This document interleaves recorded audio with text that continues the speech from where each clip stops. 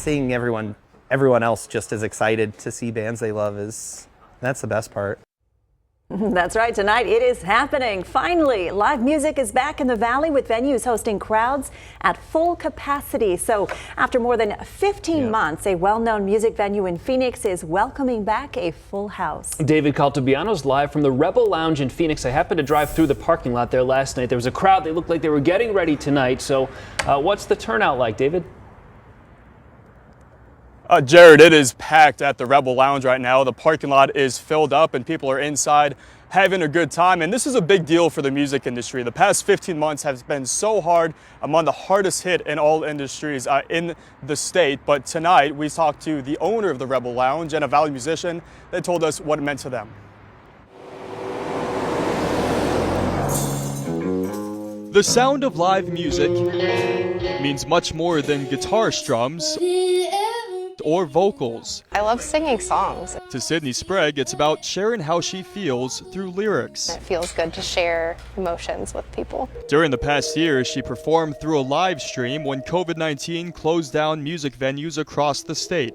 Not the same, she says, as the energy of crowds. You can't see people's faces, you can't actually read their reactions. Patiently waiting for everything to get back to normal. And tonight, they will be. We kind of knew concerts would be the last thing to come back, and that's starting to happen. And Stephen Chilton is the owner of the Rebel Lounge. During the pandemic, Stephen worked with elected officials for the Save Our Stages Act, financial aid that will help the industry bounce back. He even went as far as selling coffee to keep the lights on, even though he doesn't drink it. Everyone tells me it's great. That's what I hear. And tonight, more than 300 people will hear the sound of music. Not through a computer, but in person. I'm really, really excited to see a room full of people for the first time in a long time.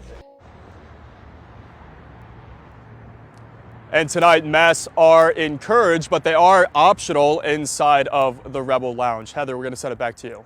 It just goes to show, David, I mean, these things that we used to take for granted before, I mean, now going to a live music venue means so much more, I think, to people right now, especially if they're venturing out for the first time. I know you spoke to folks in the band. Were you able to speak to anybody going in for the concert and the feel of the atmosphere in there tonight?